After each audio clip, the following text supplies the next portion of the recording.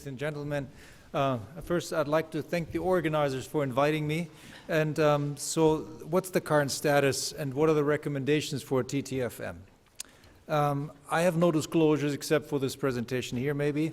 So what's the current situation? The transient time flow measurement allows for quality control in cabbage. And but the value of it in practice is controversial. And and that's why we are a selected crowd here, because the general information is that it's only used in 30% of all cases. So, you know, that reminded me of a situation recently where a Nobel laureate presented his outcomes and his data, and he did this in front of a big crowd, and at the end, standing ovations.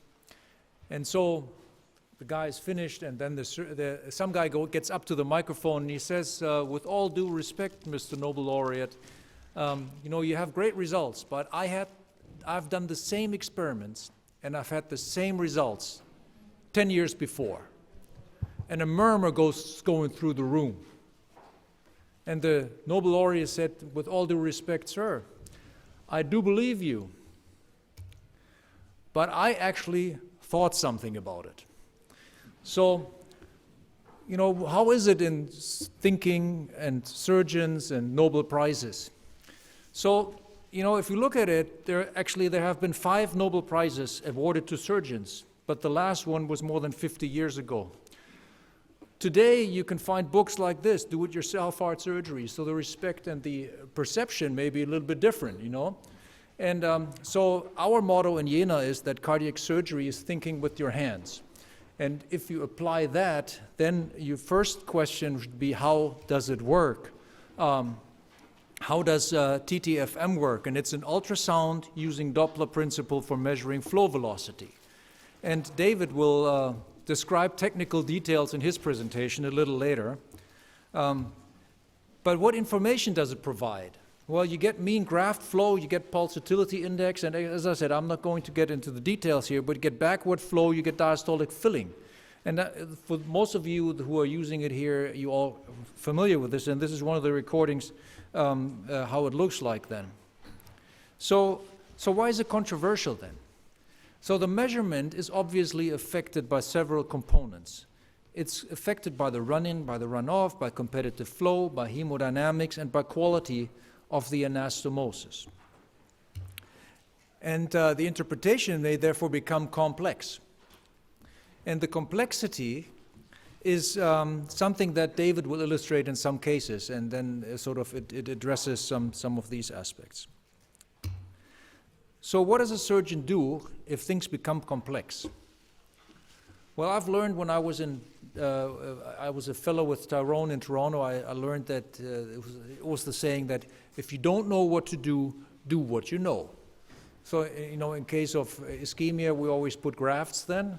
You all are familiar with this concept. But in the academics type setting, I guess, you know, we come up with guidelines. And so the guidelines, they have here, the European guidelines have this little image here where they say you should do it, but there's no specificity about it, there's no details about it.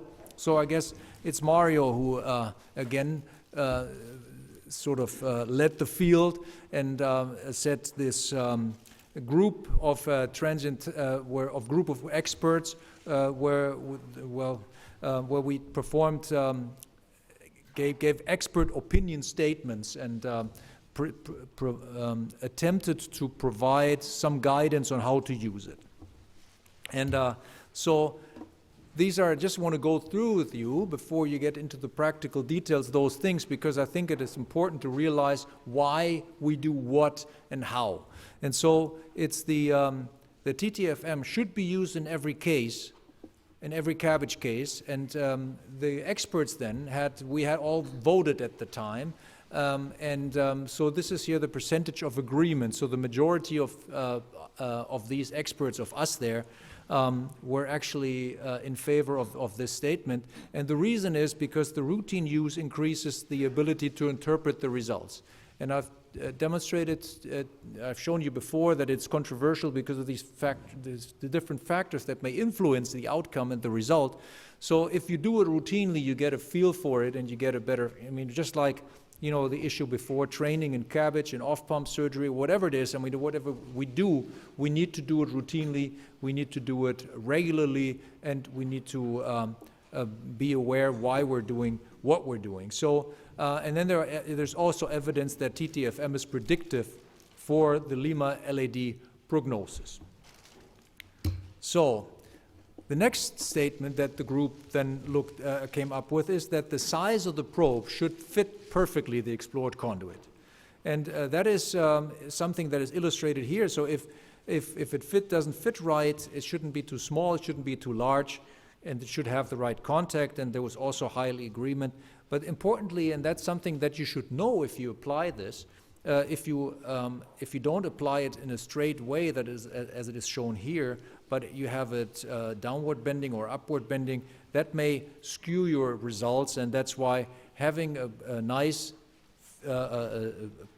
fitting and the right guide, then your results are likely to be true.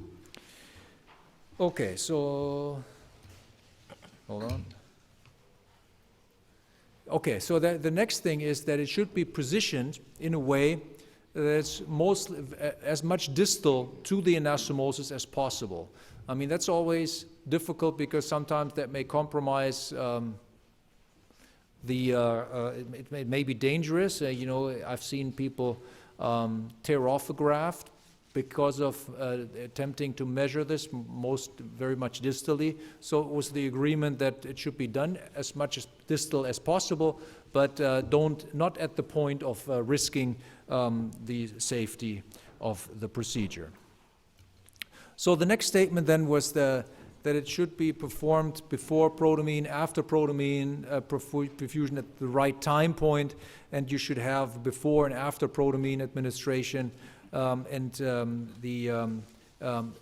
the assessment, if you do it for off-pump, if you do it off-pump, you can do it after the anastomosis right away. So there are different times when you can use it to verify the outcome.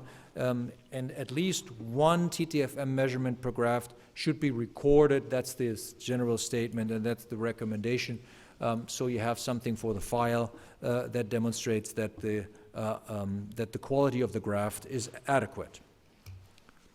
So the consensus statement then states that if TTFM measurements are questionable at lower mean arterial pressure, and that's the hemodynamic aspect, they should be repeated at mean arterial pressure greater than 80. So in case your pressure is low, you may want to ask your anesthesiologist to increase the pressure, and then you have a higher value if the value is low at the situation that you have. Same with flow. If flow is below 20, if the PI is above 3 or 5 for the right coronary artery, then you should think about whether there may be a problem with the graft or not.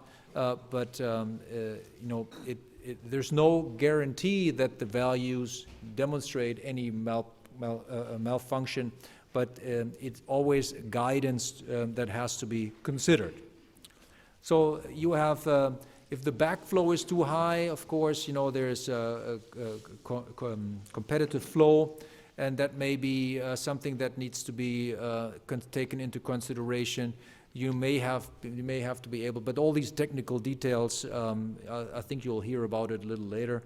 The functional testing with inotropes, you may have to set up hemodynamics right in order for the measurement to be valuable and reliable.